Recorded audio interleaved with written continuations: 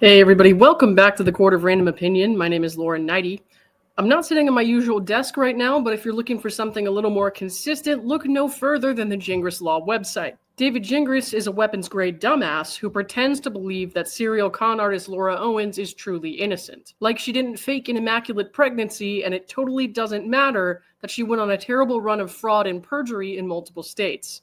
David has recently taken to attacking Omar Serrato, who many people know on YouTube as the Tilted Lawyer. Omar is representing one of Laura's victims in a case in California, and David is not coping well. Today's blog manifesto is a continuation of a much larger crash out, and it's unclear at which point David's brain was actually evicted from his skull.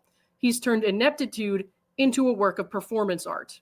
The title of the blog is Grabbing Fame or Just Talking. There's a comment under an earlier post with a comment/question. I can understand how his motion to disqualify you didn't go over well. That can be a hit to the ego of any guy. But if it's content fodder, why are you contributing to it? Lots of people say you're creating online shit show to be in a Netflix documentary.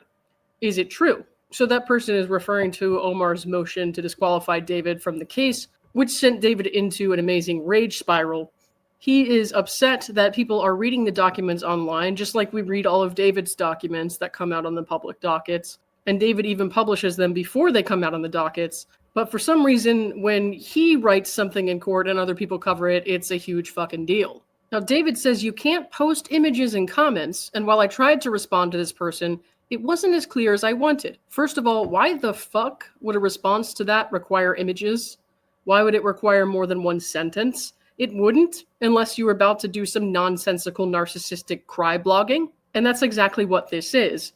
David should have pencil fucked this entire blog post while it was still in his drafts. No romance. He should have just completely demolished it and thrown it away. So let me make this clear to anyone who thinks I'm commenting to grab attention. Sorry, but no. Also has nothing to do with ego. The person who filed the motion in question is not a serious person and has accomplished, as far as I can tell, nothing of any significance in his life. The dude is not someone worthy of my time or attention unless he picks a fight, but that story is for another day. Okay, David tried obsessively to connect with Omar, and he was desperate for some kind of bromance to happen. And when it finally hit him in the face that it wasn't gonna happen, he got very upset and decided to write down Omar is dead to me in his little diary with a gun in the background like a school shooter. Omar's life and accomplishments are way more than David could ever aspire to. Frankly, this reads like somebody who's pathetically jealous. But here's the funny thing about him saying Omar isn't a serious person. The last time he tried to say someone wasn't a serious person, it was Rachel, who clearly outsmarted him in their debate. But Rachel didn't just outsmart David a little. His IQ absolutely rage quit during that conversation. Watching him try to keep up with what she was saying was like trying to watch a goldfish do calculus. She turned him into a cautionary tale. He came armed with a brain cell, and it died in the first round. He was stripped of his surface-level pretend intelligence and flogged with his own stupid words and behavior. It was really less of a debate and more leaning towards a mercy killing because he should have died of embarrassment.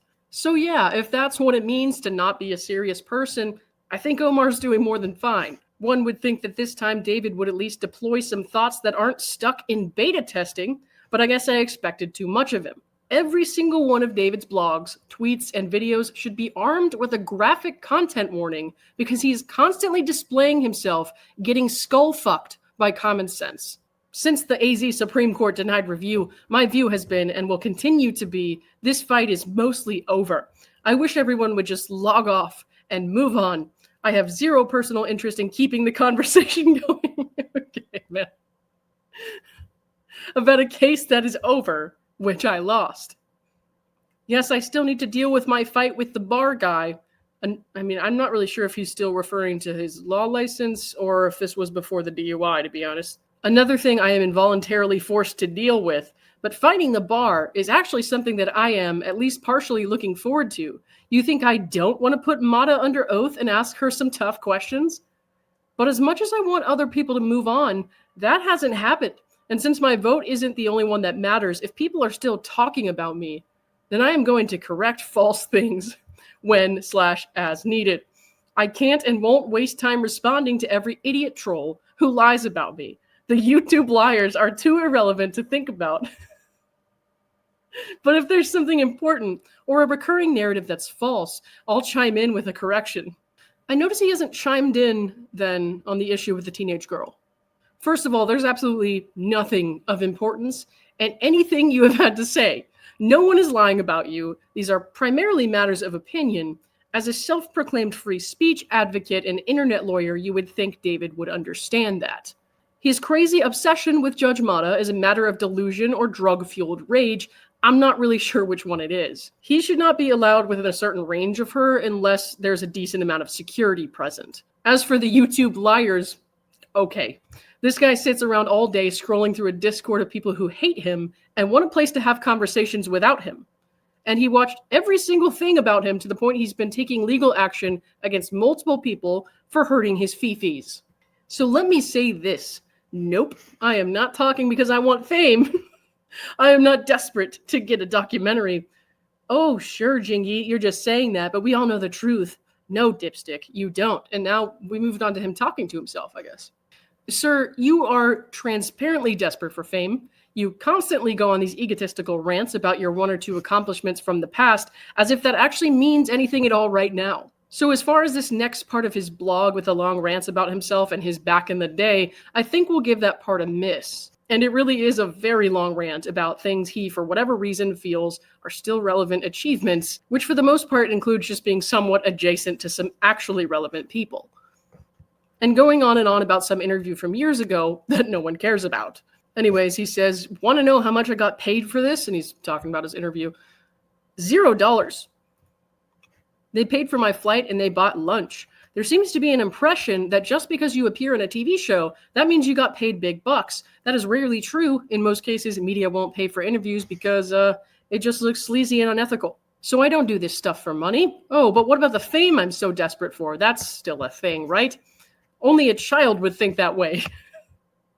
I am 53 years old, not a kid anymore. I'm about to retire. I want to spend the next few years chilling out with family and friends. You have friends still? Damn.